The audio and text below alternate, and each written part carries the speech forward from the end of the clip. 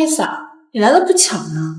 苏晴晴，你怎么在这儿？巧不巧，我这洗手间啊也正好没水，这庭深啊就把洗手间给我用了。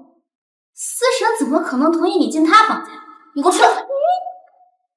苏晴欣不仅可以用我的洗手间，还可以用我的床。没别的事，你可以走了，别打扰我们休息。